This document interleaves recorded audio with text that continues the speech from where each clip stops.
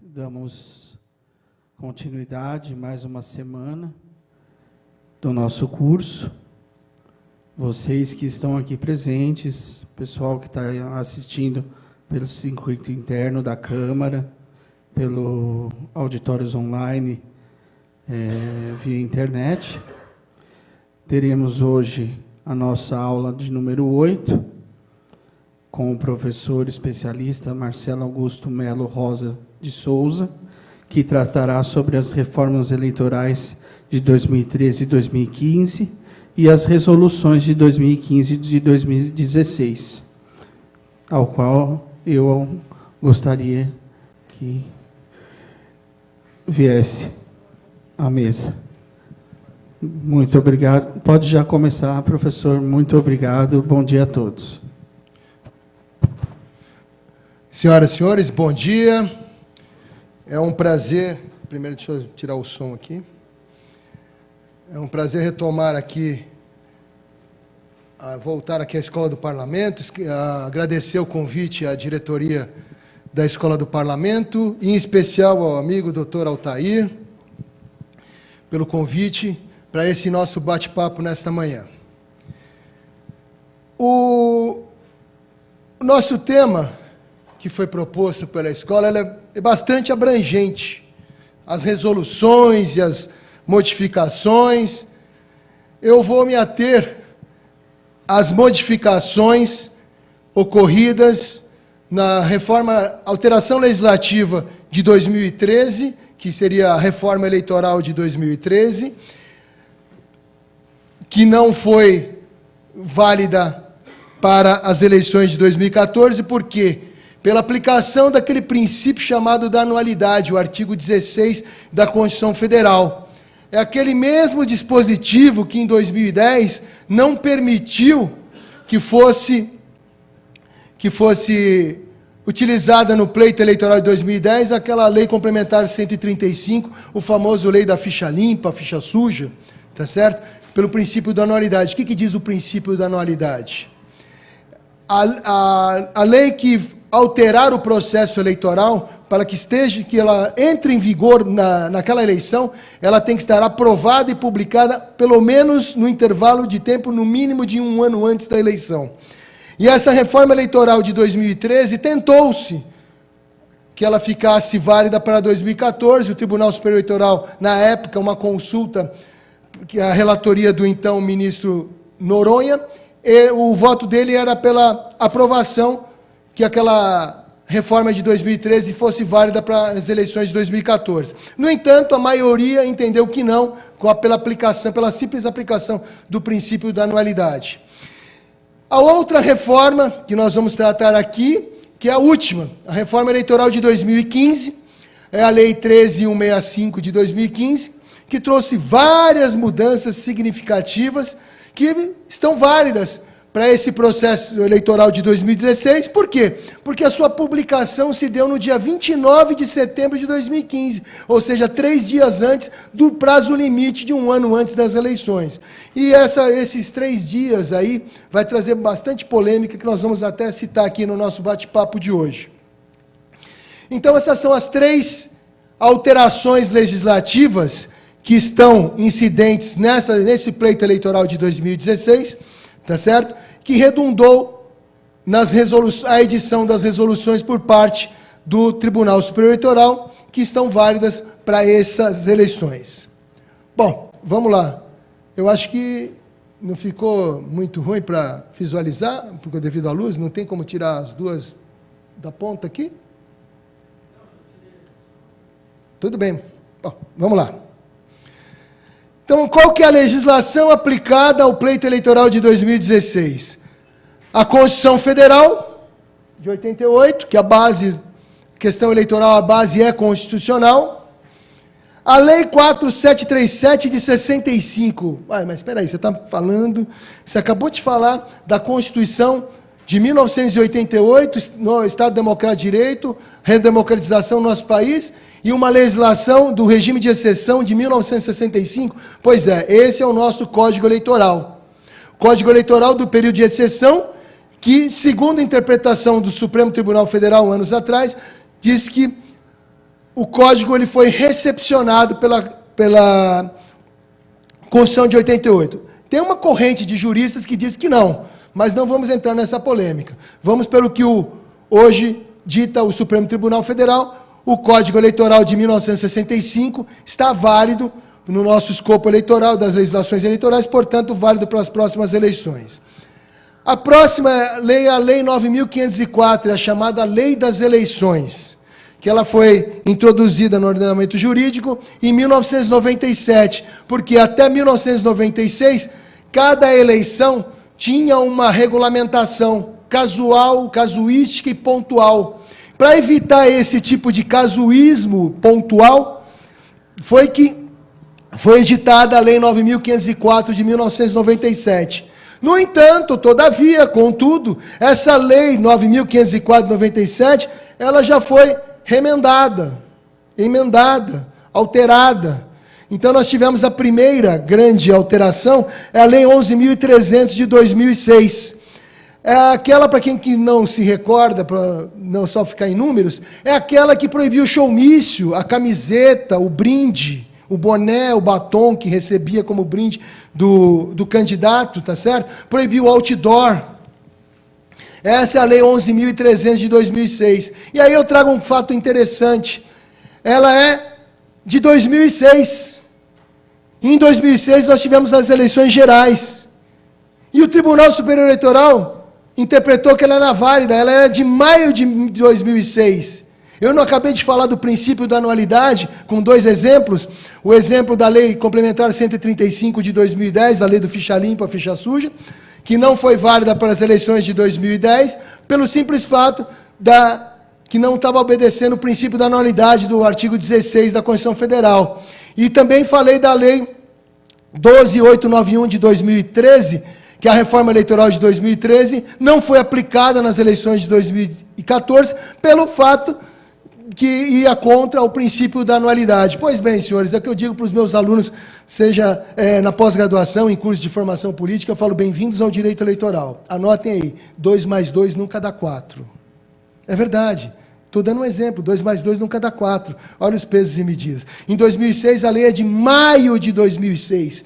E ela foi válida ao pleito, foi validada e aplicada no pleito eleitoral de 2006.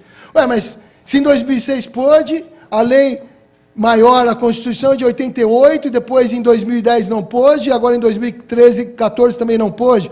É o que eu digo, existe pesos e medidas. Por quê? Porque, infelizmente, a Justiça Eleitoral não tem um corpo de carreira jurídico próprio, não tem juiz eleitoral de 1º grau, 2º grau e 3º grau de carreira. É uma justiça emprestada, não sei se os senhores já tiveram essa fala aqui, ela é emprestada, por exemplo, o juiz eleitoral da zona eleitoral da sua inscrição eleitoral, vamos supor, se alguém aqui do centro e da primeira zona eleitoral, o seu título, ali na Brigadeiro Luiz Antônio, o juiz que vai atuar ali, ele fatalmente é do juiz do Fórum do João Mendes, de área civil, criminal, penal, ou, área civil, família, ou então, se você é de Santana, do Jabaquara, como o meu amigo Raimundo, que está aqui, aí vai verificar o quê?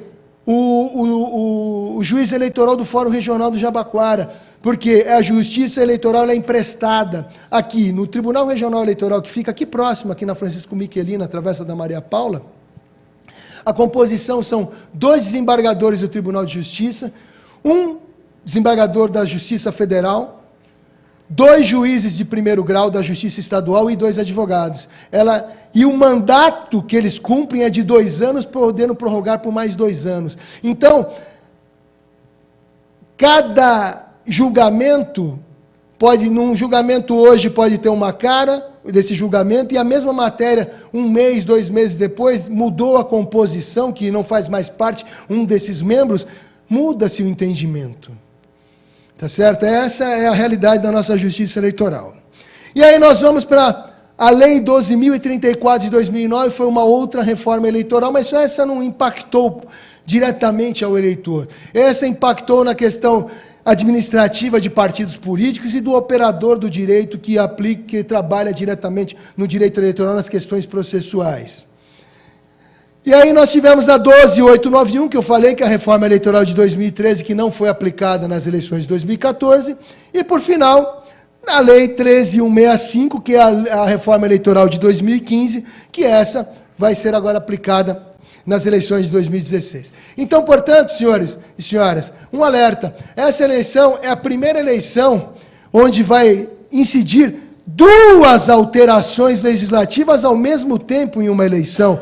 As demais, nós tivemos no máximo uma alteração legislativa, a 11.300 de 2006, foi uma alteração legislativa para a eleição geral. A 12.034, que em 2009 foi nas eleições de 2010, uma alteração legislativa. Agora nós temos aplicação de duas alterações legislativas de pompa para uma mesma eleição. E agora aqui uma curiosidade que eu trago, vocês verificam as alterações, sempre próximo de eleição geral de presidente da República, a 11.300 de 2006, a 12.034 de 2009, que em 2010 nós tivemos a eleição geral, a de 2013, porque em 2014 nós tivemos uma eleição geral do presidente da República.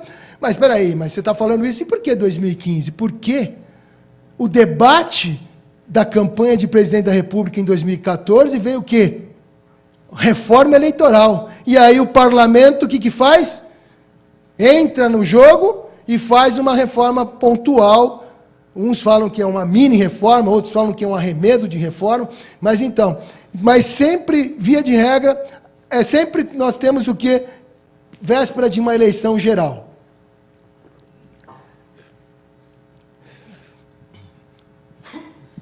O que eu digo sempre para os meus clientes ou assessores que vão trabalhar em campanha eleitoral, eu digo sempre o seguinte: quando você está próximo, já no ano de eleição, quando você acorda, antes de você olhar no seu criado mundo, na cabeceira da cama, para o seu rádio relógio, antes de fazer esse ato de ver a hora que você está acordando, já pegue o quê? O calendário eleitoral e abra para verificar qual é o prazo que está vencendo naquele dia, ou o prazo que está vencendo naquela semana. E para isso a Justiça Eleitoral, um ano antes da eleição, já editou o calendário eleitoral. Para essa eleição de 2016, a resolução TSE 23.450 de 2015. Lá diz todo dia qual é o prazo que está vencendo. Isso é importantíssimo para quem vai assessorar, ou mesmo para quem é candidato, ou mesmo para você que é um operador do direito e queira saber mais. Os prazos são diários, a maioria, principalmente quando vai chegando próximo das convenções, a própria campanha eleitoral, tá certo? E lembrando, os prazos são peremptórios, eles não param. E, como diria um amigo meu do interior, um advogado de São Paulo, da região de Assis, ele diz o seguinte: doutor Marcelo, o cliente perdeu o prazo, chora na cama que é mais quentinho, que não dá para fazer mais nada. Na Justiça Eleitoral, perdeu o prazo, não dá mais para voltar. Muito embora, mas eu tenho esse direito, eu vou estar sendo injustiçado, mas você perdeu o prazo, a coisa passou um facão mesmo, é degolado. Então, cuidado, você como operador de direito que vai para uma primeira eleição trabalhar, cuidado, atenção nos prazos, principalmente no processo eleitoral, os prazos, a Justiça Eleitoral, já do pedido de registro da candidatura após as eleições, do dia, nós vamos verificar um pouco mais adiante, até o dia da eleição, não fecha. Então, se o seu cliente teve alguma representação, uma multa de uma irregularidade de propaganda, intimado no dia 6 de setembro de 2016, o prazo dele de 24 horas, que é de propaganda, o prazo dele é dia 7 de setembro. Mas espera aí, é feriado nacional. Eu estou na praia com a minha família? Não. O seu cliente foi intimado muitas vezes por fax, ou em alguns cartórios eleitorais está utilizando o e-mail, tá certo? É intimado, e aí o prazo está correndo. Então, atenção à questão do prazo. Ah, mas o meu prazo caiu no domingo. Domingo ninguém trabalha. Não, a Justiça Eleitoral está trabalhando. Então, cuidado para aqueles que estão iniciando na carreira do operador do direito, na questão eleitoral, em ano de eleição, cuidado com os prazos. E continuando agora dentro da legislação aplicada, nós temos, que eu vou bater um papo com os senhores, a resolução 23.455 de 2015, do Tribunal Superior Eleitoral, a emenda diz o seguinte: dispõe sobre a escolha e o registro dos candidatos nas eleições de 2016. Só para dar segundo eu conversei antes com o professor Dr. Altair, esse material eu autorizei, vai estar disponibilizado aí para os senhores, não é isso?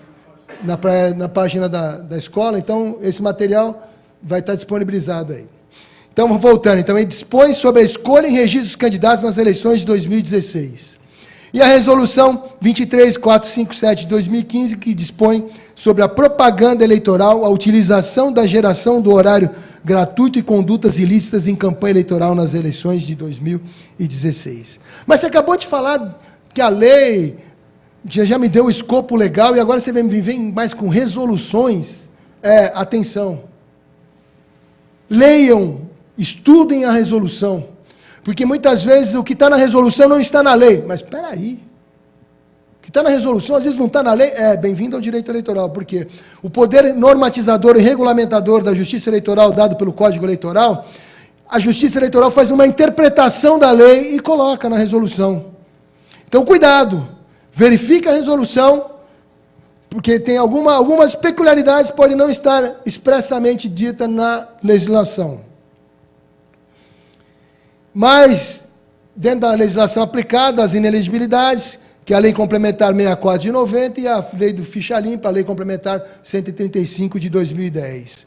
Isso aqui, principalmente, na questão da escolha de candidatos e registro de candidatura, é onde vai ser, no dia do pedido do registro de candidatura, que vai verificar a condição de elegibilidade do candidato. Se ele tem condição, se ele está elegível ou ele está inelegível. É no momento do pedido de registro. E agora eu trago aqui como, dentro daquilo que eu comentei anteriormente, agora as reformas que ocorreram na legislação eleitoral nesse século XXI, apenas nesse século XXI. Nós tivemos aqui em 2006 a emenda constitucional 52, que acabou com a chamada verticalização, que foi uma interpretação da justiça eleitoral, não estava na lei, dizendo que o partido, se coligar para presidente da República, ele está engessado para os demais nos estados, tem que ser a mesma coisa. E você sabe muito bem que as 27 unidades da federação, cada partido, às vezes é um Frankenstein. De uma maneira, ele tem a sua atuação política na determinada unidade da federação, e outra é totalmente diferente. Então, a Justiça Eleitoral fez esse engestamento, mas daí veio o quê? Por emenda constitucional, o enfrentamento do Legislativo para com a Justiça Eleitoral. A Justiça Eleitoral baixa a sua normatização, o Legislativo não concorda, e vai lá e enfrenta. O que eles fizeram? Uma emenda constitucional, acabando com a verticalização que foi determinada pela Justiça Eleitoral. Em 2006, conforme já falei, a 11.300, que foi a reforma eleitoral de 2006. Em 2009, a emenda constitucional 58, que também foi o quê? O enfrentamento do Legislativo para com o Judiciário, quando o TSE, em 2004, fez uma interpretação do número de vereadores para cada município. E pasmem, é que agora, hoje, se os senhores entram no Planalto, no site do Planalto para verificar a idealização, se você coloca lá Constituição Federal, não vai ter isso. Mas até 2000, um pouco antes do advento dessa emenda constitucional, você estava lá. O número de vereadores alterado pela resolução do TSE, número tal. E aí veio o enfrentamento do Legislativo, através de uma emenda constitucional, determinou novo quantificativo de vereadores, contrário à interpretação dada pela Justiça Eleitoral. Em 2009, nós tivemos a Lei 12.034, e agora, em 2013, a 12.891, conforme já falei, que não foi aplicada em 2014, e a 13.165 de 2015. Poxa, só falou em número até agora. Agora, então, vamos então, com a brincadeira começou das alterações legislativas. Que nós tivemos o quê? Antes, para você ser candidato, você precisava estar filiado. Primeiro, quem detém o monopólio das candidaturas é o partido político. Olha lá, falei uma palavra importantíssima. Monopólio da candidatura. Quem detém o monopólio das candidaturas são os partidos políticos. Portanto, não existe candidatura avulsa no nosso sistema eleitoral vigente. Então, para que você seja candidato, você tem que estar afiliado a um partido político. Anteriormente, você deveria estar com a sua filiação deferida, ou seja, aceita dentro do partido, pelo menos um ano antes da eleição, para atender o que dizia a lei, que tinha que estar filiado a um partido político um ano antes da eleição. E aí veio o quê? A Lei 13.165 de 2015, que alterou para 6 meses antes do pleito. E aqui eu estou reproduzindo a tela do que está dito no calendário eleitoral. Dia 2 de abril, que foi sábado, 6 meses antes, data até a qual os que pretendam ser candidatos a cargo eletivo nas eleições de 2016 devem estar com filiação deferida no âmbito partidário. Vou repetir, devem estar com a filiação deferida no âmbito partidário. Agora, daqui a pouco vocês vão entender o porquê desse meio enfatizando essa parte. Desde que o estatuto partidário não estabeleça prazo superior, desde que o estatuto partidário não estabeleça prazo superior. Mas espera aí, a lei fala 6 meses antes, mas por que o estatuto vale mais? Senhores, o artigo 17, parágrafo único da Constituição Federal, diz que o partido político tem autonomia para definir a sua estrutura interna. Então, muito bem, o senhor ou a senhora, quando vai se filiar a um partido, assina aquela famosa ficha de filiação, aí tem naquela letra tamanho 5, que você aderiu e aceita todos os termos do programa e do estatuto daquele partido. Ponto. Aí vem essa situação, porque tem partido que tem prazo de filiação interna superior? Sim. Tem. Vamos verificar daqui um minuto. Tem. Aí eu vou para a última linha aqui, o alerta. A lei alterou o prazo de filiação para 6 meses, mas não alterou o prazo de comprovação do domicílio eleitoral, que continuou de 1 ano.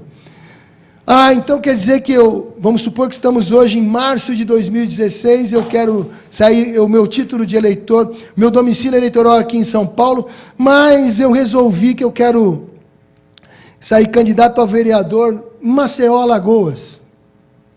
Porque o domicílio civil não se confunde com o domicílio eleitoral. E aí eu falo, não, mas como eu tenho que me filiar 6 meses antes, eu vou mandar meu título lá para Alagoas, porque o prazo era maio para você mudar o título, porque o sistema fecha, aí eu mudo o título. Só que quando eu mudo o título para lá, o meu domicílio eleitoral não tem mais que 1 ano, não tem tem menos de 1 ano do pleito. Muito embora a minha filiação lá pode ter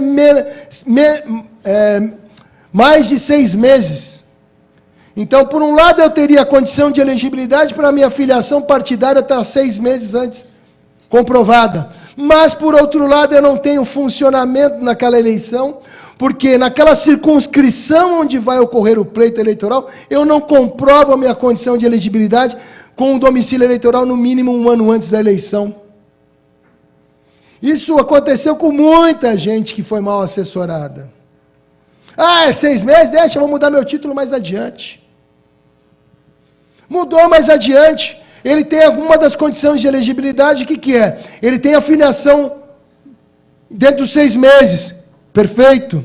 Mas só que ele não tem o domicílio eleitoral na circunscrição do pleito no prazo de 1 ano antes da eleição. Então, ele não tem uma das condições de elegibilidade. Então, ele está capenga. Por quê? Falta de assessoramento correto. Aí vem a polêmica. A Lei 9.096 de 95, que é a lei dos partidos políticos, ela deixa bem claro, é facultado ao partido estabelecer em seu estatuto prazos de filiação partidária superiores ao previstos nesta lei, com vistas à candidatura a cargos eletivos. É aí que vem agora a pegada. Parágrafo único. Os prazos de filiação partidária fixados no estatuto do partido, com vistas à candidatura a cargos eletivos, não podem ser alterados no ano da eleição. Não podem ser alterados no ano da eleição. Vou voltar um pouco no tempo. Lembra que eu comentei com os senhores que a reforma eleitoral de 2015, ela é do dia 29 de setembro de 2015, lembra que eu falei, essa data é importante? Portanto, um ano antes da eleição, dia 2, então nós temos 29, 30, primeiro, 3 dias. Aí o que ocorre? Alguns partidos foram pegos com a famosa calça curta, ficaram com calça curta. A alteração legislativa 29 de setembro de 2015, e aí ele vai e olha o seu estatuto, o prazo de filiação interna tem que ser de 1 ano antes da eleição. 1 ano antes da eleição. Não, mas então vamos alterar o meu estatuto. Só que quando você vai verificar, eu atuo, eu gosto muito do direito partidário, que eu digo para os meus alunos que o direito partidário é um jogo de xadrez, é um tabuleiro de xadrez. Você tem que ler direito o tabuleiro para verificar quando que você vai movimentar até aquela pedra, aquela peça do jogo, para que não te deixe desguarnecido um pouco mais adiante. Mas se você for notar, na grande maioria dos estatutos, eles dizem o seguinte: a alteração estatutária tem que ter quórum qualificado, a convocação para aquela convenção nacional, tem que ser por convenção nacional, e tem que haver a publicação desse edital específico para aquela situação, com o prazo nunca inferior, você pode verificar, nunca inferior a 7 dias, 5 dias. Em 3 dias você não fazia isso. Em 3 dias não faz. E a lei está dizendo o seguinte: não podem ser alterados no ano da eleição. Questão do princípio da anualidade. E aqui, como é que fica? O meu candidato, ele saiu do partido tal, foi para um partido X, 6 meses antes, atendendo o que diz a lei, mas não leu aquela letra tamanho 5, que ele aderiu àquele estatuto, e que aquele estatuto não foi alterado, que diz que o seu prazo de filiação interno, para você se lançar candidato, o partido só pode lhe autorizar se você tiver sua filiação deferida no mínimo 1 ano antes da eleição. Mas você atendeu o que diz a lei, os 6 meses. Só que o estatuto que você aderiu falou que não. Você só vai poder ser candidata se sua filiação tiver um prazo nunca inferior a 1 ano. Ah, mas espera aí, podemos dar um jeitinho, não. O estatuto, o que ele é? Ele é lei entre aqueles filiados, que é o caráter associativo, porque o partido político, desde a Constituição de 88, é uma pessoa jurídica de direito privado. Aí eu digo, e agora? Teve partido que fez uma resolução em novembro de 2015, uma resolução alterando o estatuto, aquele artigo que falava que era 1 ano antes. Mas só que eu me debrucei naquele estatuto e que aquele estatuto não permite alteração de artigo, não permite a alteração desse estatuto por resolução, tem que ser por uma convenção nacional, no que diz aquele estatuto. E a convocação, eu fui verificar, no mínimo 7 dias, tem que haver uma minuta apresentada para todos os diretórios estaduais, com prazo mínimo de 60 dias antes, para que eles apresentem suas sugestões de alteração, para que depois seja convocada uma comissão interna desse partido, para analisar as sugestões, para que aí tenha uma minuta final, e aí vai para a convocação da Convenção Nacional para a alteração desse estatuto. E aí esse partido fez, em março passado, uma alteração estatutária, atendendo o que diz o estatuto, mas ele tinha uma resolução que era tipo um arremedo. Olha, justiça, eu fiz aqui, mas se você for analisar, entrar na questão estatutária, não permite. E aí agora, na terça-feira passada, esse estatuto foi aprovado pelo Tribunal Superior Eleitoral. Ah, então está tudo bem. Eles fizeram aquela resolução e agora o estatuto foi aprovado. Sim. O estatuto ele foi aprovado para anotação nos anais do Tribunal Superior Eleitoral, mas não diz que aquela aprovação já vincula os registros de candidatura com menos de 6 meses com aquela questão. Por quê? A própria lei 9.096, ela fala que o quê? Não podem ser alterados no ano de eleição. E esse partido alterou em março de 2016. E o Tribunal Superior Eleitoral, na semana passada, homologou. É meramente cartorial. Homologa o registro na questão eleitoral. No começo do mês de maio, foi realizado aqui no Mackenzie, coordenação, um congresso internacional de direito eleitoral organizado pelo Tribunal Regional Eleitoral do Estado de São Paulo. Uma das mesas de debate veio essa situação. E aí teve um colega do Rio de Janeiro que já falou, a Procuradoria Regional Eleitoral do Estado do Rio de Janeiro falou que vai impugnar todas as candidaturas dos partidos tal. Por quê? Os seus estatutos falam de um ano antes. E aquele que se filiou 6 meses antes, dentro do que diz a reforma eleitoral de 2015, ele está filiado, mas ele não pode ser candidato que o partido não pode autorizar. Aí você fala, e agora? E agora vamos para o caso concreto, vamos ver como é que a Justiça Eleitoral vai se deparar com essa situação, seja aqui no Estado de São Paulo ou em qualquer uma das unidades da Federação. Aí eu falo, bem-vindo ao direito eleitoral a seguir cenas dos próximos capítulos. Vamos verificar quem vai ser o primeiro queimado em praça pública ou que vai passar ileso, porque os registros de candidatura são nos municípios. E aí tem que haver o quê? Uma agilidade do promotor eleitoral de primeiro grau. Se ele não impugnou aquele registro de candidatura e ele passou, e o colega de partido ele impugnou e foi indeferido, e aquele que passou, mas aquele que passou não podia. Se ninguém impugnou, tá certo?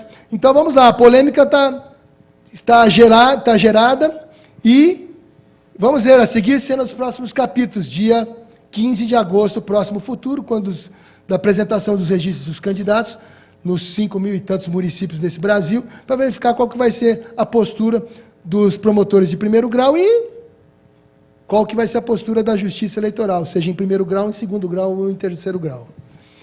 A seguir, cena dos próximos capítulos.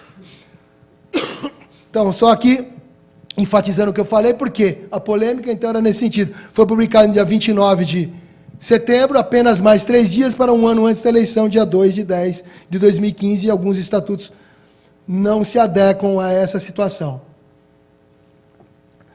Por isso que é sempre importante, quando você vai aderir a um estatuto, leia. Para depois, não, mas veja bem, isso aqui não pode, um absurdo. Mas você aderiu. Aquela letrinha tamanho 5 lá, que você não pôs a lupa, você aderiu a ela.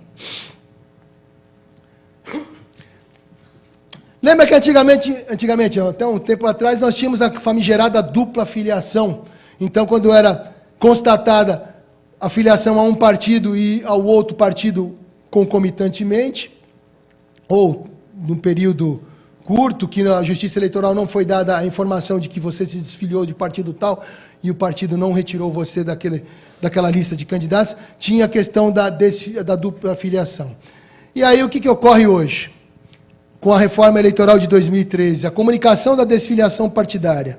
Antes, você tinha que sair correndo junto à sede do partido, que naquele município não existia, pelo que está na Justiça Eleitoral, é na casa do presidente. Você chega lá, ele fechou a porta,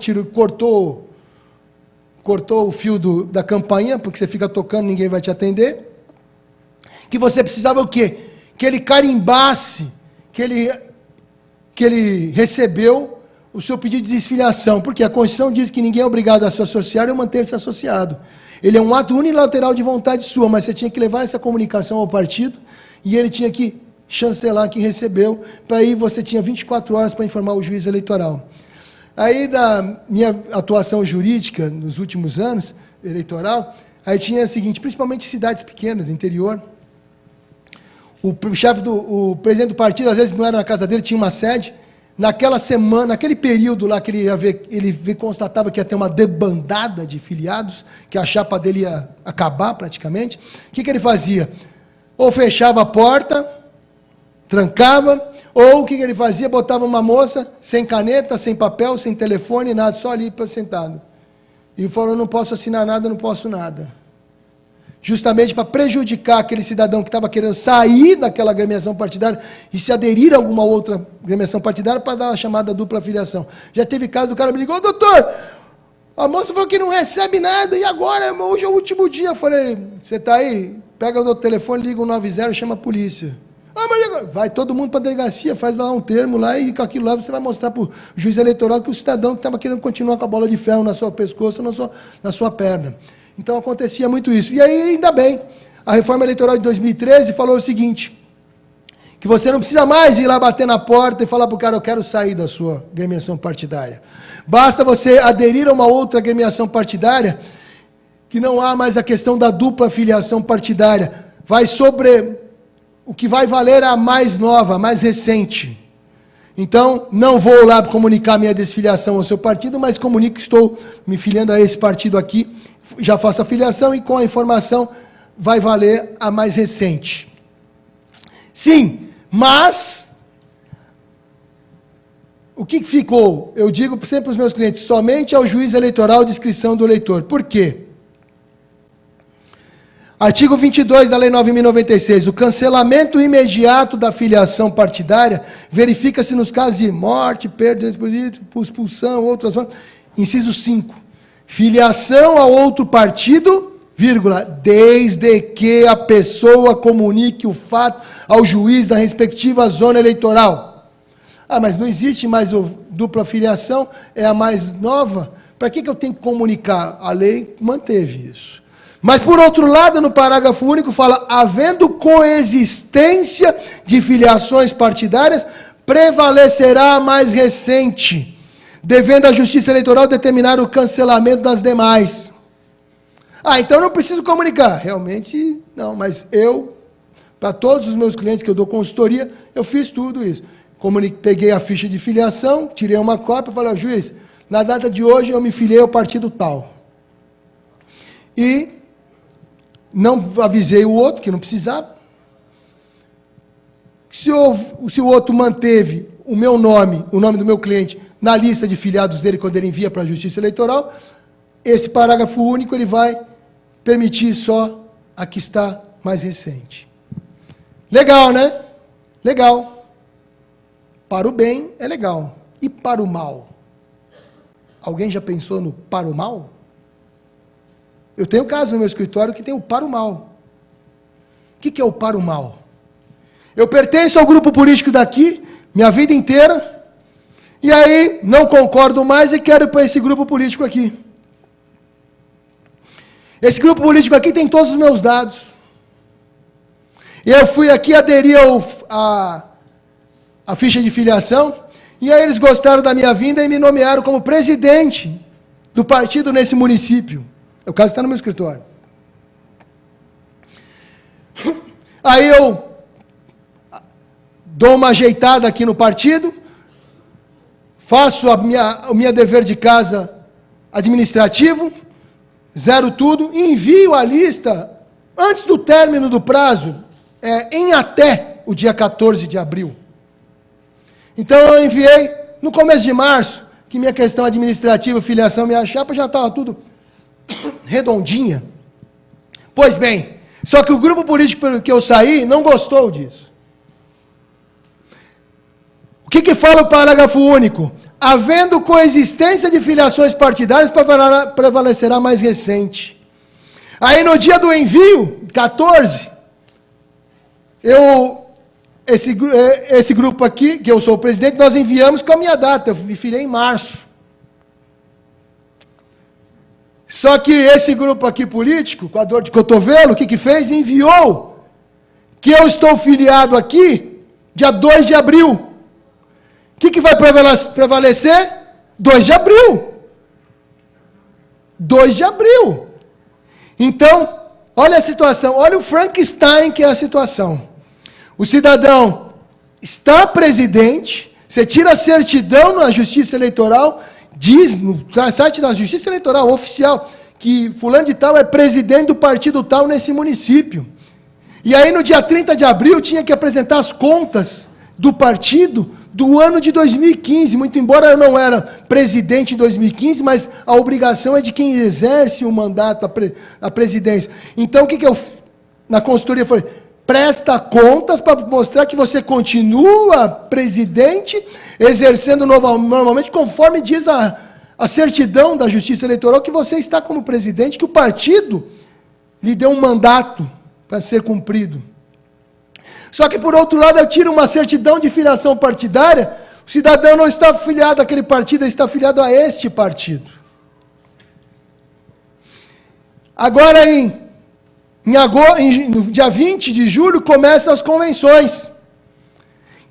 Pelo estatuto desse partido, quem faz o edital de convocação das convenções para a escolha de candidatos, porque isso só pode ser candidato depois de escolhido na convenção de candidatos, dentro do que diz o seu estatuto, é o presidente do partido que está afiliado nesse partido. Interessante, né? Então, o presidente desse partido vai fazer a convocação da escolha dos candidatos para o pleito municipal, mas só que ele não é filiado, a Justiça Eleitoral diz que ele é filiado a este partido. Então, o que eu digo, para o bem, foi legal, mas infelizmente tem muitos do para o mal. Então, cuidado nas próximas eleições desse famoso para o mal. Aí você pergunta, e aí, no que deu? Ixi, o cidadão daqui pegou e falsificou uma ficha e botou lá. Botou no processo. E aí agora foi para fazer exame grafotécnico no Instituto de Criminalística, lá no interior de São Paulo. Aí você fala, mas um exame de Instituto Criminalística é 1 ano, foi o que eu falei para o juiz. E o cara tem que ser, no dia 20 de julho, ele tem que convocar aqui, e ele é candidato. E aí tem um artigo, se não me engano, é 347, que fala que aquele que desobedece à ordem judicial é crime. Então eu forcei a barra, o juiz, aplicando esse 347, determinou que o perito criminal tem um prazo de 15 dias de apresentar o exame laudo grafotécnico sob pena de incursão no Código Eleitoral. O cara está agilizando. Mas, se você deixa, porque quem atua como juiz eleitoral é um juiz civil. Ele está acostumado no dia a dia dele, mande para o Instituto de Criminalística. E para você fazer um exame desse é 1 ano. Então, você como operador do direito eleitoral, você tem que falar, não, peraí, aqui os prazos são sérios, dia 20 de julho, tem que haver a convocação, e quem convoca é ele, e ele é candidato. Como é que fica? Vai esperar 1 ano? O direito dele já pereceu. Então, atende a isso. Interessante, né? Esse para o bem ou para o mal, né? Então, as convenções partidárias, antes de que data elas eram realizadas? Do dia 10 a 30 de junho. Do ano de eleição. E aí a reforma eleitoral de 2015 alterou para o dia 20 de julho a 5 de agosto. É nesse período que vão ser realizadas as convenções. Por quê? Nós vamos ver um pouco mais adiante. O nosso período de campanha eleitoral de 3 meses se diminuiu para 45 dias. Então está lá a Lei 9.504, que foi alterada, que diz: a escolha de candidatos pelos partidos e a deliberação sobre coligações deverão ser feitas no período de 20 de julho a 5 de agosto, do ano em que se realizarem as eleições, lavrando a respectiva ata em livro aberto, rubricado pela Justiça Eleitoral, publicado. Olha aí. Olha, essa foi fantástica. Publicada a ata, que foi lavrada em livro próprio, em 24 horas, em qualquer meio de comunicação. Você fala, mas, e aí? E aí que eu volto a dizer, fantástico. Por quê? A maioria dos partidos realizava a convenção, a ata estava sempre aberta. Porque eles estavam fazendo as tratativas até o dia 30 de junho. Às vezes essa tratativa ia até o dia 5 de julho. No caminho de pedido de registro, e eles estavam fazendo a ata, terminando a ata, para fazer as coligações. Então agora, você fez a sua convenção, o seu partido tem 24 horas para dar publicidade disso. Isso é fantástico para o filiado. Isso é fantástico para o filiado. Porque daí, o dirigente partidário, num sistema oligárquico, que às vezes não vai mudar de ideia. Na eleição de 2008, teve um grupo político que foi bater no meu escritório: olha, eu participei da convenção do partido tal na capital de São Paulo, fui lá e tudo mais, só que agora eu não sou candidato. Por quê? Porque o oligarca, dono do partido, verificou que aquele número de pessoas que estavam ali como candidatos não ia eleger nem ele. Aí ele foi fazer uma coligação num chapão. Só que no chapão, tudo bem, você pode vir, só que você vai trazer para mim só 7 candidatos. E o cara tinha 30 candidatos. Aí, para salvar a própria pele, o que ele fez? Aderiu ao chapão e deixou todo mundo chupando o dedo. Porque o cara achou que ele saiu como já era o candidato escolhido. Mas a ata, ele não se preocupou em ver a ata. Mas também o dirigente não ia deixar nunca ele ver a ata. Que foi alterada aos 59 do segundo tempo, depois do acréscimo.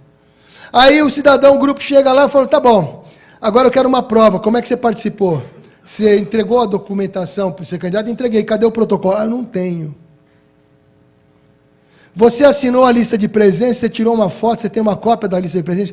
Eu não tenho. E aí, como é que prova que o cidadão participou e tal? Ah, não, eu estou na foto. Não, mas é uma foto, você é filiado, você foi lá para aprovar. Deliberou, você não é congressista que vai poder, você não tem direito a voto. Então morria na praia. Lembra que eu falei do jogo de xadrez? Direito partidário? Então pode ser o movimento da pedra para o bem ou para o mal. Nesse caso, o que o cidadão fez? Ele movimentou a pedra, fez todo o auê, trouxe os caras, e aí ele verificou que ele se elegia. Aí ele foi, aderiu um chapão e tirou todo mundo, só que o cidadão não tinha prova. E aí agora, por isso que eu falo que é fantástico, que tem que publicar. Publicou, o nome seu saiu lá, beleza. Não tem como tirar. Você foi escolhido. Mas também se você não foi escolhido e publicou, ah, não, mas uns que falam, não, eu sou vereador, eu sou deputado. Não, você está vereador, você está deputado. Teve um determinado ano que eu prestava serviço para um partido aí, e no dia da convenção o presidente falou, não vou dar legenda para ninguém. Aí tinha um deputado que virou para mim, doutor, é para eles, mas eu tenho. Não, mas não existe mais a candidatura nata, ela está suspensa, desde 2005. Então, para você ser candidato, você tem que ser escolhido na convenção, porque não existe a candidatura avulsa. Então você pode, mesmo detentor de mandato, você não pode estar candidato depois, porque o partido pode não lhe escolher. Prerrogativa do... Tanto é que alguns juristas falavam o seguinte, que não precisava da lei da ficha limpa, ficha suja. Que bastava o partido político pegar a malha da sua peneira, diminuir ou abrir. Porque ali não tinha, dentro do partido político, não há a questão da presunção de inocência, que foi muito debatido, na questão da ficha limpa, com a condenação em segundo grau. Tipo, olha, nós escolhemos que você não é mais candidato, você não temos mais, o seu perfil não agrada mais o partido para ser candidato. Acabou. Não tem que dar explicação. É escolha, convenção para escolha. Pode ser escolhido, e algum não é escolhido. Então, essa questão é interessante, do 24 horas da publicação. E o prazo fatal do registro de candidaturas hoje passou a ser 15 de agosto do ano de eleição, até às 19 horas. 19 horas, passo 19 horas e 1 minuto, não vai. Antes, era 5 de julho, que já iniciava o processo eleitoral.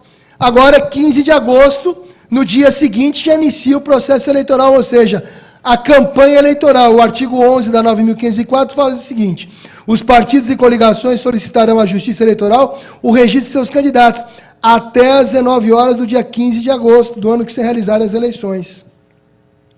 Isso também está lá no calendário eleitoral e também no Código Eleitoral. O artigo 93 diz que o prazo de entrada em cartório ou na Secretaria do Tribunal, conforme o caso de requerimento de registro de candidato a cargo eletivo, terminará improrrogavelmente às 19 horas do dia 15 de agosto do ano que se realizarem as eleições. Aí agora nós vamos para um outro tema interessante, foi polêmica nas eleições de 2014, eleições de 2008. O que era essa polêmica? Era aquele candidato que sabia que ele não tinha condição de elegibilidade, ele estava inelegível, mas só que ele sabia que ele conseguia trazer o voto para o grupo. Se ele botasse alguma outra pessoa daquele grupo político ou grupo familiar, né, que muitas vezes ocorre, o eleitor ele não ia conseguir transferir esse voto. Aí o que acontecia com esse candidato? Ele sabia que ele não tinha condição de elegibilidade, ele estava inelegível, ele apresentava o pedido de registro de candidatura, o pedido era impugnado, o registro era indeferido, mas ele tinha o direito o quê? De recorrer. Ao apresentar um recurso, ele tinha o direito de manter-se candidato até o julgamento final do seu recurso, note-se, por conta e risco dele. Tá certo? Poderia fazer todos os atos de campanha, inclusive. E aí o que fazia? O cidadão continuava fazendo a campanha, e aí ocasionava o seguinte: na sexta-feira ou no sábado anterior ao dia da eleição, ele renunciava, fazia uma convenção partidária, ele renunciava, apresentava, e o partido poderia o quê? Substituí-lo. Fazia uma escolha de um novo candidato e apresentava o requerimento no próprio sábado para o juiz eleitoral, dizendo, ele renunciou, ato unilateral de vontade, e agora o nosso candidato a substituí-lo é fulano de tal. Por que acontecia isso? Porque não tinha prazo para a substituição. Mas peraí, eu vi falar de um prazo de 2 meses antes da eleição. Tinha, realmente, para cargo proporcional de deputado e vereador. Tinha que ser substituído no máximo 60 dias antes da eleição. Só que para cargo majoritário, prefeito, senador, governador, presidente da República, não havia esse prazo. Então, qual que seria o prazo razoável? Um dia antes. Porque não troca a foto, não troca a propaganda de rua que já foi, vai de sábado até às 22 horas, e a oposição não tem tempo de bradar e falar, é uma fraude. E o que ocorria? A população votava num cidadão e elegia outro na segunda-feira. Isso ocorreu em alguns municípios aqui de São Paulo. Nós tivemos em 2008, nós tivemos Cajamar, Peruíbe, e agora o último emblemático que foi o de Paulínia, que inclusive chegou ao Tribunal Superior Eleitoral, que foi mantido, mas depois ele foi cassado por outras situações de campanha. Aí veio o quê? Uma alteração legislativa que definiu, olha, a substituição, o prazo limite é 20 dias antes da eleição. Só que com a reforma eleitoral, o período de campanha eleitoral passou a ser 35 dias. Então, o cara fica só 15 dias e 20 dias a população pode ter o conhecimento dessa troca ocorrida. Então, fala aqui, artigo 13 da 9.504, parágrafo 3º, tanto nas eleições majoritárias como nas proporcionais, então a proporcional saiu de 60 para 20, a substituição só se efetivará se o novo pedido for apresentado até 20 dias antes do pleito. Aí vem a exceção, né? Em caso de falecimento do candidato e quando a substituição poderá ser efetivada após esse prazo. Então, faleceu, não tem como. Então, essa situação veio para atender a situação que falava-se na fraude eleitoral. Aí agora nós vamos para uma outra alteração, quando do escolha de candidatos. Em municípios acima de 100 mil eleitores, fica uma coisa só.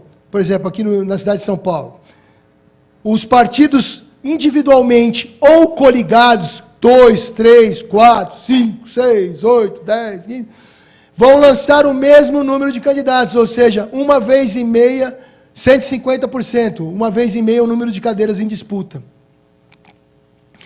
Já para as cidades com menos de 100 mil eleitores, permanece como era anteriormente. Coligados, 200%, 2 vezes o número de cadeiras em disputas, e o partido isoladamente 150%. Então, a alteração ficou somente para cidades acima de 100 mil eleitores.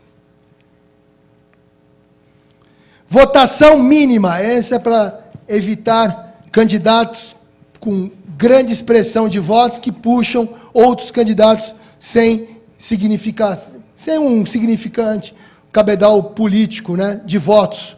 Então, o que ocorre? Estarão eleitos entre os candidatos registrados por um partido ou coligação os que tenham obtido votos em número igual ou superior a 10% do quociente eleitoral. Vamos supor, quociente eleitoral 120 mil votos, então 10%, o cidadão tem que ter no mínimo 12 mil votos. Se ele tiver 11.999, ele não vai entrar, porque ele não atingiu o percentual mínimo para que fosse consagrado eleito. Ah, mas o meu partido, o puxador de votos, ele teve direito a fazer 5 cadeiras do puxador de votos e mais 4. Só que abaixo dele, o que tem maior votos é 11.999, os outros é para baixo. Então o partido não vai fazer essas 5 cadeiras, vai fazer uma só. Ah, prejudicou, pode ser. Aí você fala, mas tá bom, e essas 4 vão para sobras? Vão para as sobras, é aquele mesma situação da quantificação das sobras. Então, se não tiver 10% do valor do quociente eleitoral, não será sagrado como eleito. E o suplente? Ele tem que atender esses 10%? Por exemplo, eu fui eleito vereador, o meu suplente está com 11.999, ele não conseguiu, e meu partido teria direito, só que eu fui nomeado secretário na nova gestão. E aí o suplente é o meu amigo de 11.999, ele vai assumir. Porque o suplente não vai para a questão do quociente mínimo de 10%. Então, para a questão do suplente, quando ele vai assumir, depois de... Então, já passamos a etapa. Eleição, verifica o quociente eleitoral, se atingiu os 10% mínimo, a diplomação dos eleitos e depois a posse. Ocorrida a posse, então já fui empossado, a nova gestão eu fui chamado como secretário, e o meu partido, então, eu saí, o meu partido ou a coligação vai ter direito a trazer o suplente imediato, não importando se ele teve 10% ou não desses votos mínimos. Então, considera suplente da representação partidária. Na definição dos suplentes, os representação partidária, não há exigência da votação nominal mínima prevista pelo artigo 108, incluído pela Lei 13.165. Propaganda eleitoral. Agora, então, nós já filiamos, nós já participamos da convenção, já definimos o número de participantes da coligação ou do partido que pode obter o registro, já apresentamos o registro de candidatura, e aí no dia 16 de agosto, próximo futuro, inicia-se o quê? A propaganda eleitoral. Iniciou a propaganda eleitoral. E o que é a propaganda eleitoral? Todo cidadão brasileiro tem o direito de receber as informações do candidato. E principalmente de 2006 para cá, eu brinco, digo que hoje o candidato é o candidato oculto. Que não está podendo nada, o cara não pode fazer nada. É o candidato oculto. E faço uma pausa aqui. 2005, logo em seguida nós tivemos a reforma eleitoral de 2006, que proibiu o brinde, a camiseta, o outdoor, um monte de coisa, showmício. E justamente naquele ano de 2005 tivemos o quê? Aquele tal de mensalão. Olha só, quem estava sentado na cadeira, deputados federais, com medo de não voltar, a situação de uma nova liderança era pungente. Então, o que nós precisamos? Precisamos acabar qualquer tipo de força de uma nova liderança. Vamos manter proibindo tudo, sob o pretexto de quê? Que vamos baratear as campanhas. Baratearam? Não, não baratearam. Mas, para aquele que assessora ou que já foi candidato, sabe muito bem uma campanha você fora da cadeira e você na cadeira. Então, o cara vai sentado na cadeira, fazer uma campanha eleitoral onde não pode nada, em detrimento, de maneira totalmente desproporcional para aquele que não está sentado na cadeira. E agora, com os escândalos que vêm de lá de Curitiba, tivemos o quê? A reforma eleitoral, proibindo já um monte de coisa, para justamente manter quem está sentado na cadeira. E aí, por quê? O eleitor, tendo a informação, ele pode decidir sobre a escolha do seu voto livre e direto, e, por consequência, definir o destino político do seu município, do seu estado, do seu país, pelos próximos 4 anos, tanto a eleição proporcional como a eleição majoritária.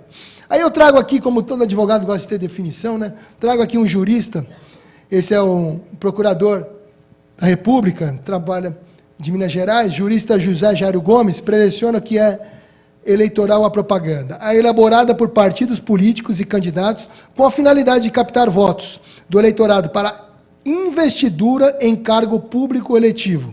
Caracteriza-se por levar ao conhecimento público, ainda que de maneira disfarçada ou dissimulada, candidatura ou os motivos que induzam à conclusão de que o beneficiário é o mais apto para o cargo em disputa.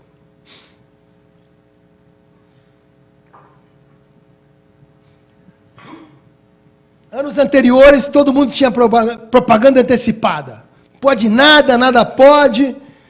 Vou fazer um adesivo, vou falar isso. Não, cuidado, que não existe, você não podia dizer que você era candidato de nada. Você não podia fazer nada.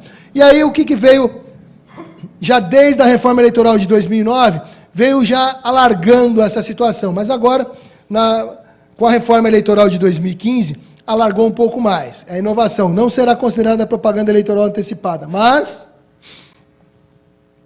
cuidado. Vamos ler com calma o que diz a cabeça desse artigo. Então, vamos lá. Não será considerada propaganda eleitoral antecipada. 1. A participação de filiados a partido político ou de pré-candidatos em entrevistas, programas, encontros ou debates no rádio, na televisão e na internet, inclusive com a exposição de plataformas e projetos políticos, desde que não haja pedido de votos, observado pelas emissoras de rádio e televisão o dever de conferir tratamento isonômico. Por quê? A palavra-chave numa campanha eleitoral é a paridade de armas, é a isonomia. E ali, rádio e televisão é uma concessão de serviço público, então não pode beneficiar A em detrimento de B. Tem que haver um tratamento isonômico entre os candidatos. Mas não pode falar de voto. 2. Na realização de encontros, seminários ou congressos em ambiente fechado e às expensas dos partidos políticos. Então, esse encontro pode ser realizado em ambiente fechado partidário e quem tem que comprovar que está bancando? O partido político. Mas fechado. Por que fechado? Não pode atingir o público externo, porque nessa reunião nós estamos definindo as candidaturas e o projeto político do partido. Você não pode transbordar essa situação para o público externo, porque não estamos em campanha eleitoral. 3. A realização de prévias partidárias e sua divulgação pelos instrumentos de comunicação intrapartidária. Não é ir para o rádio, a televisão, você pode colocar no máximo na internet, ou no boletim, folhetinho, ou o e-mail para os filiados, não pode transbordar para os não filiados essa informação. A divulgação de atos parlamentares e debates legislativos, desde que não se mencione a possível candidatura ou faça pedido de votos ou de apoio eleitoral. Vou ler novamente esse é o crucial. A divulgação de atos parlamentares, ou seja, quem está hoje sentado na cadeira pode fazer aquele boletim informativo. Por isso que eu digo que quem está na cadeira tem mais vantagem que quem não está na cadeira. Olha aí. Desde que não se mencione a possível candidatura, ele não pode falar que ele é pré-candidato a vereador ou é pré-candidato a prefeito. E não pode pedir votos ou de apoio eleitoral naquele informativo. Inciso 5. A divulgação de posicionamento pessoal sobre questões políticas, inclusive nas redes sociais. O candidato pode fazer o posicionamento pessoal sobre algumas questões, mas ele não pode pedir voto e nem de falar que ele é candidato. A realização e as expensas do partido de reuniões e iniciativas da sociedade civil, de veículo ou meio de comunicação ou do próprio partido em qualquer localidade para divulgar ideias, objetivos e propostas partidárias. Não é proposta de candidatura, proposta de candidato. É projeto político partidário. Parágrafo 1º. É vedada a transmissão ao vivo por emissoras de rádio e televisão das prévias partidárias, sem prejuízo da cobertura dos meios de comunicação social. Por quê? Porque a concessão de serviço público não pode ficar fazendo propaganda em paridade de armas. Ah, mas espera aí. Eleição de 2012, um partido da capital de São Paulo ia realizar convenção num determinado domingo, e no sábado era o último dia do partido poder apresentar aquelas inserções da propaganda partidária. Foi no sábado, e a convenção desse partido, olha, era no domingo. E aí o que fez esse partido? Conclamou os seus filiados para participar da grande convenção de apoio ao fulano de tal para a prefeitura da capital de São Paulo. Mas isso não é objeto da propaganda partidária no rádio e na televisão. Não. E aí o que aconteceu? O Ministério Público Eleitoral foi atrás. Foi atrás. Aí houve punição? Houve punição. Como é que foi essa punição? O candidato pegou uma multa de 50 mil reais e o partido uma multa de 50 mil reais. Aí você fala assim, a abrangência que teve essa propaganda ficou barato. Ficou de graça. Então utilizou de maneira equivocada, mas se continuou beneficiado, tanto na abrangência da divulgação da sua propaganda política, candidatura, por mas 50 mil reais é dinheiro, mas tá bom, e quanto é que custa a veiculação daquela propaganda no rádio e na TV no horário nobre? Não chega nem aos pés dos 100 mil reais, juntando os dois. Bem-vindos ao direito eleitoral, mais uma vez, para vocês. O disposto no parágrafo 2º não se aplica aos profissionais de comunicação social no exercício da profissão. Então, se você é radialista, apresentador de televisão, você pode continuar com o seu programa? Pode. Você pode falar de candidatura? Não. Você pode pedir voto? Não. E você pode ficar na sua imagem ou a sua voz no rádio e na televisão até que dia? 30 de junho. Ah, mas peraí. A convenção só é no dia 20 de julho? E eu vou ficar todo esse tempo, se o partido não quer mais que eu seja o candidato, aí são outros 500. Eu vou perder dinheiro, vou perder minha exposição? Vai. Dia 30 de junho, não pode mais comparecer no rádio, na televisão, e se aquele programa de rádio, aquele programa de televisão, tiver o nome desse candidato, programa fulano de tal, tem que sair do ar o nome desse programa. Porque a isonomia, a paridade de armas vai ser quebrada.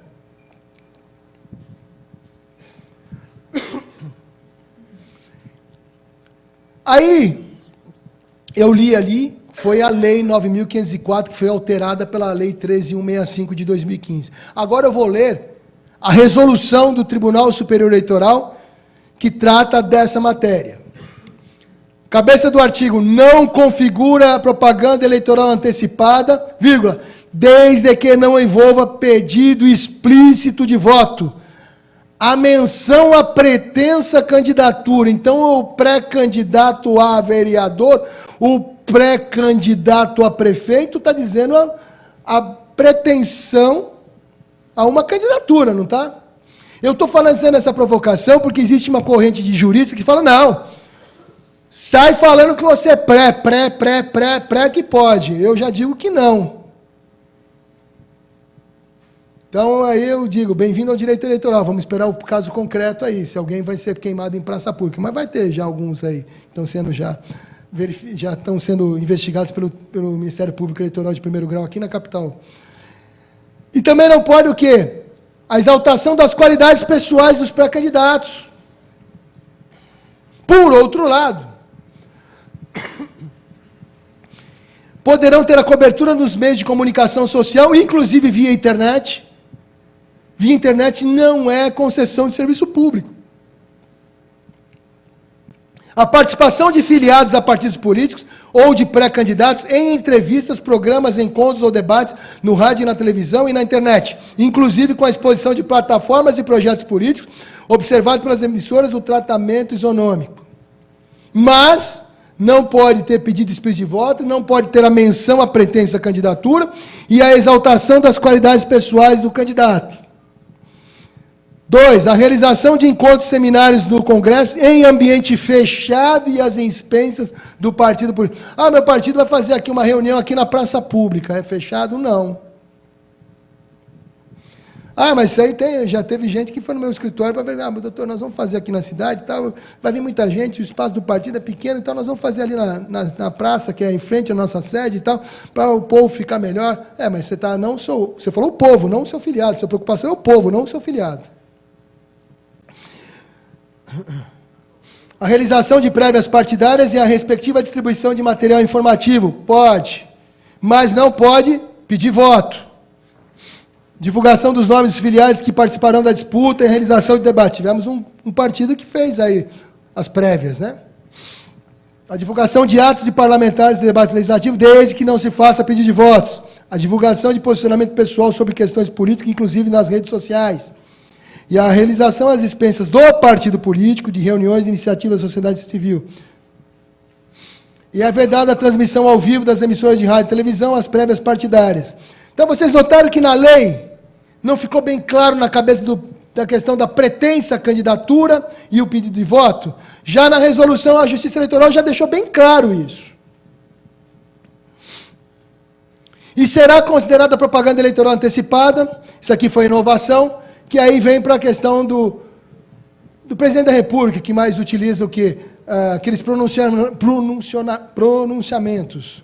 Será considerado propaganda eleitoral antecipada, convocação por parte do presidente da República, dos presidentes da Câmara, dos deputados, do Senado Federal e do Supremo Tribunal Federal nas redes de radiodifusão para divulgação de atos que denotem propaganda política ou ataques a partidos e seus filiados e instituições. E aí vem a parágrafo único, é vedado é vedada a utilização de símbolos ou imagens, exceto aqueles previstos no parágrafo 1º do artigo 3 da Constituição Federal. O que fala o artigo 3 da Constituição Federal? A língua portuguesa é idioma oficial da República Federativa do Brasil. Parágrafo 1º, são símbolos da República Federativa do Brasil a bandeira, o hino, as armas e os selos nacionais. Mas por que eu coloquei isso? Os senhores já devem ter visto um monte de candidato que coloca lá a urna eletrônica e Justiça Eleitoral e um brasão, né, o número dele, né? Ele pode utilizar? Não pode. Aí você fala para o cidadão, mas o fulano de tal usa, todo mundo usa. Mas você quer ser queimado em praça pública, você? Convenção partidária, reforma eleitoral, novamente, né? 20 de julho a 5 de agosto, já falamos. E aí a convenção partidária é permitida a propaganda, nós estamos agora em sede de propaganda, 15 dias antes da convenção. Então, até 15 dias antes da convenção, é permitida a propaganda intrapartidária. Espera aí que está um negócio aqui pular. Intrapartidária. E o que é essa propaganda intrapartidária? Você vai participar na convenção para ser escolhido candidato. Quem vai lhe escolher candidato é o convencional que tem direito a voto pelo estatuto do partido que você aderiu. Então, a mensagem daquela sua propaganda intrapartidária, ela é dirigida aos convencionais. Ela não é dirigida ao eleitor, o público externo, extramuros. Ah, mas eu posso colocar onde? Me falaram que eu posso colocar aos arredores. Você pode. 15 dias antes, você pode meter aos arredores onde vai ser. Mas cuidado com a legislação da postura municipal, se ela permite ou não permite no seu município. Bom, então eu fiz a propaganda intrapartidária, como diz o figurino, participei da convenção, entrei como pretenso pré-candidato, participei, vi meu nome saiu na ata e eu saí candidato. Se eu sair candidato... Marcelo, acho que é bom a gente dar a pausa, já que você vai falar do candidato. Já? Já, 11h05. Então tá bom. Deixar eles com água na boca. Tá ótimo. Tá. Só relembrando aos senhores, a lista está lá no fundo. E a nossa aula, da próxima aula da semana, será amanhã, dia 21, terça-feira, com o professor mestre Alexandre Jorge Carneiro da Cunha, filho, juiz da Fazenda Pública, que tratará de financiamento privado de campanha e a vedação das doações por pessoas jurídicas e financiamento público de campanhas eleitorais por meio de fundo partidário. Daqui a pouco a gente retorna com a aula do professor Marcelo.